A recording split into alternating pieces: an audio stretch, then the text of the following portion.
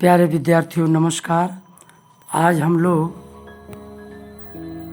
पाठ इस जल प्रलय में पाठ का सारांश जानने का प्रयास करेंगे। प्रस्तुत पाठ में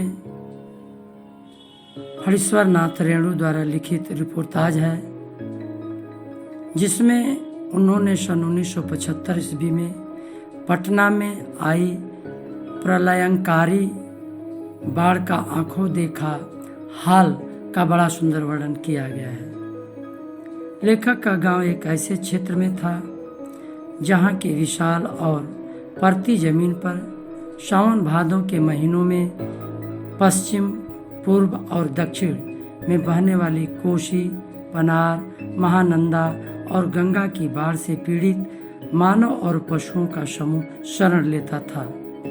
सन 1967 ईस्वी में भयंकर बाढ़ आई थी। तब पूरे शहर और मुख्यमंत्री निवास तक के डूबने की खबरें सुनाई देती रही। लेखक बाढ़ के प्रभाव व प्रकोप को देखने के लिए अपने एक कवि मित्र के साथ निकले। तभी आते जाते लोगों द्वारा आपस में जिज्ञासावश एक दूसरे को बाढ़ की सूचना से अवगत कराते देख लेखक गांधी मैदान के पास खड़े लोगों के पास गए। शाम को 7:30 बजे पटना के आकाशवाणी केंद्र ने घोषणा की कि पानी आकाशवाणी के स्टूडियो की सीढ़ियों तक पहुंच गया है। बाढ़ का पानी देखकर आ रहे लोग पान की दुकानों पर खड़े हंस बोलकर समाचार सुन रहे थे, परंतु लेखक और उनके मित्र के चेहरों पर उदासी थी। कुछ लोग ताश खेलने की तैयारी कर रहे थे। राजेंद्र नगर चौराहे पर मैगजीन कॉर्नर पर पूर्ववत पत्र पत्रिकाएं बिक रही थी। लेखक कुछ पत्रिकाएं लेकर तथा अपने मित्र से विदा लेकर अपने फ्लैट में आ गए। वहां उन्होंने जनसंपर्क विभाग की गाड़ी से लाउड स्पीकर पर की गई बाढ़ से संबंधित घोषणाएं सुनाई दी। उसमें सबको सावधान रहने के लिए कहा गया। रात में देर तक जागने के बाद लेखक सोना चाहते थे, पर नींद नहीं आती। वे कुछ लिखना चाहते थे और तभी उनके दिमाग में कुछ पुरानी यादें तरोताजा हो जाती है। सन 1947 में मनहारी शिले पर बाढ़ आई थी।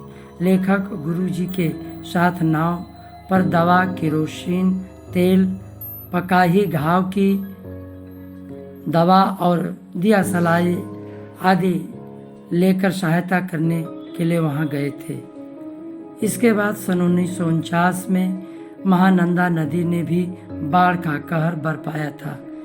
लेखक वापसी थाना के एक गांव में बीमारों को नाव पर चढ़ाकर कैंप ले जा रहे थे। तभी एक बीमार के साथ एक कुत्ता भी नाव पर सवार चढ़ गया।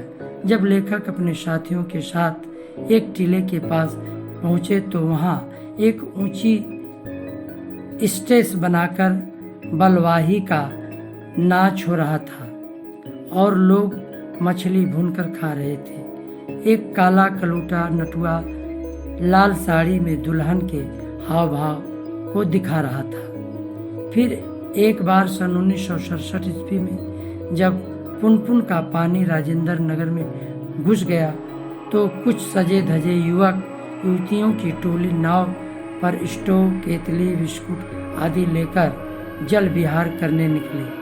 उनके ट्रांजिस्टर पर हवा में उड़ता जाए गाना बज रहा था। जैसे ही उनकी नाव गोलबंद पहुंची, ब्लॉकों की छतों पर खड़े लड़कों ने उनकी खिल्ली उड़ानी शुरू कर दी तो वे दुम दबाकर हवा हो गए। रात के 2:30 बजे का समय। पाथर पानी अभी तक वहां नहीं आया था।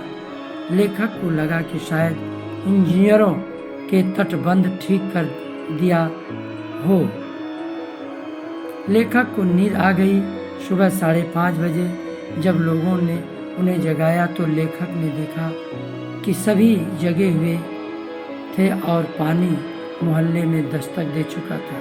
चारों ओर शोर कोलाहल कलरव चीख पुकारें और पानी की लहरों का नृत्य दिखाई दे रहा था। चारों ओर पानी ही पानी दिखाई दे रहा था। पानी बहुत तेजी से चढ़ रहा था। लेखक ने नाव का दृश्य तो बहुत बचपन में भी देखा था, परंतु इस तरह अचानक पानी चढ़ाना उन्होंने पहली बार देखा था। कहानी यहीं अंत होता है। धन्यवाद।